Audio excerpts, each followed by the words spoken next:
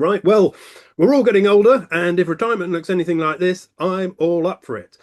Sign me up for a well manicured retirement home, biscuits on tap, and a regular dose of murder mysteries to solve. Will we all look as good as this cast by the time we're septuagenarians? We can only hope. What am I talking about? A new club seeking our patronage, the Thursday Murder Club, an adaptation of Richard Osman's hit books, directed by the legend Chris Columbus, with a stellar cast including Helen Mirren, Pierce Brosnan, Ben Kingsley, and Celia Emery. And that's not even mentioning the remarkable supporting cast. But I don't want to steal Linda's thunder, of course. Or part two might be called Murder Me in the Foyer. So, Linda, who done it? And if you can't Well, tell us that, tell us how done it. I can't tell you either, to be honest, because it would be giving too much away. Although it is a film that is, if you've read the book, which I have, and I read it because everyone else in my family was reading it, and I got given it. My mother-in-law and my sister-in-law were reading it, and so I got lent. They lent me the copy they were reading, and I enjoyed it very much, and I really like Richard Osman. I think he's a very dry kind of like TV presenter, and I like the programs he's in. Always been a bit of a fan of him, and his writing is as wry and dry as his persona online, on TV. So I was quite happy to see that this was being made.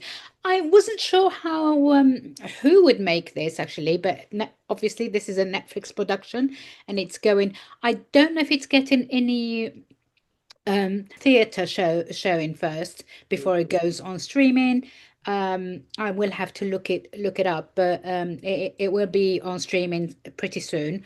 So if you read the book, and most people have, you'll know who did it and how and where. But that, I think all of that is doesn't really matter because you're here. This is your typical, almost has an air of an ITV Sunday evening feel, like a quiet little town in Kent, aging, the over 60 group of people who are bored with their retirement, clearly. Helen Mirren is Elizabeth. She's a retired spy. Pierce Brosnan is an ex-union man in the sort of the vein of Red Ken. Ben Kingsley is a former psychiatrist. And Celia Emery is the newest recruit in this retirement village, and she used to be a nurse, and she's having sort of issues with her daughter who doesn't think that she's independent enough to go and live this new life, but she's there to prove her daughter wrong.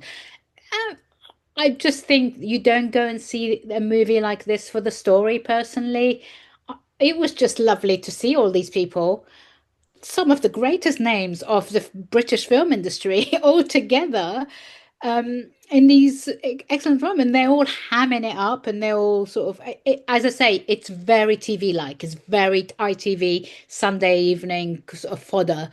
But what I liked about it is the banter between them. The performances are brilliant. I don't need to tell you that because look at the caliber of people who are involved in this, and they're all absolutely brilliant people. I mean, I think we have two Oscar winners in the whole thing, and like to be.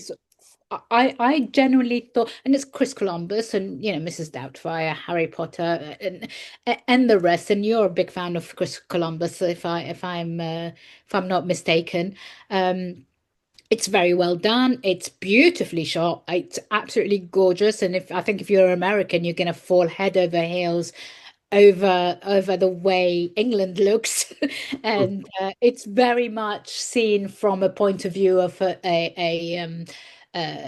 a stranger sort of looking into the English countryside. Beautifully done. It's all, as I say, it's a bit ludicrous in parts, but the book itself is ludicrous in parts.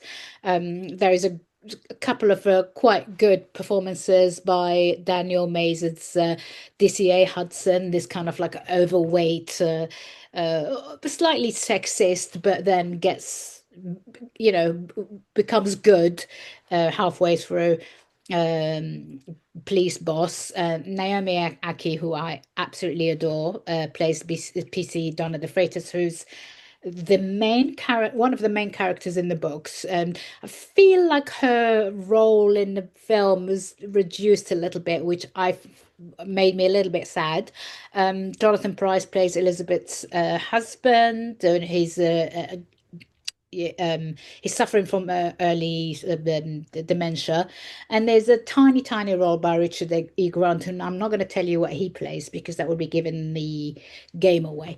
Other than that, I just thought it was really well done. Tonally, it's fun, it's whimsical, it's heightened, it's not like very solidified in reality. That's not saying that it's like fantastical or anything. It's just that it's kind of like it's not really real life. And all in all, very well done. I laughed. I enjoyed it, and I sat down and I watched it on a screener rather than at a film screening, and I did not stand up once to go and do anything. I just thought it was very well done, and congratulations to everyone involved. I thought it was brilliant. Yeah. Wonderful. Yes, I mean, I have to admit, slightly shamefully, I've had the book for 2 or 3 years, but I haven't read it yet because I've just Oh, got you must. too big a stack. But I really do want to. Oh, I Um, must mention that the screenplay is written by Katie Brand, who I yeah. adore. I love her. I think she's such a fantastic comedian turned screenwriter, and she's so good at what she does. I'm so impressed with her. Very good.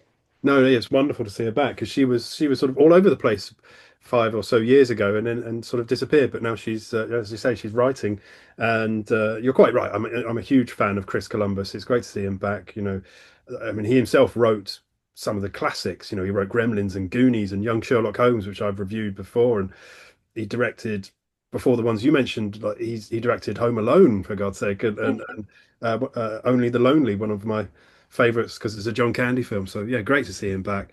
The film does get a cinematic release for a week. It Oh, comes good. Yeah.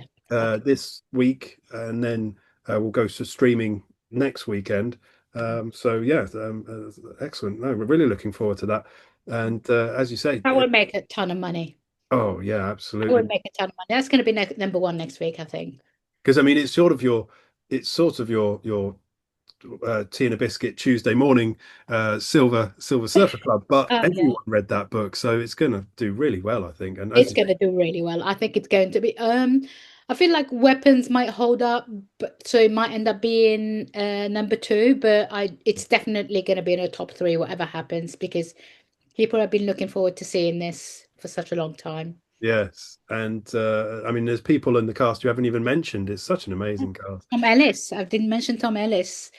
Yeah, Yeah. and I don't know if you mentioned a certain doctor. Oh Um, yes. Oh my God. David Tennant plays the villain of the piece, unfortunately. So that doesn't mean he's the killer. He's just the villain of the piece. He's yeah, he's the person that we don't cheer for. Basically, he's the sort of the nasty developer who wants to kick them off right. their houses, and yeah, brilliant. I mean, a rare but very well done the negative role for him, but yeah, good, great, That's really comical as well.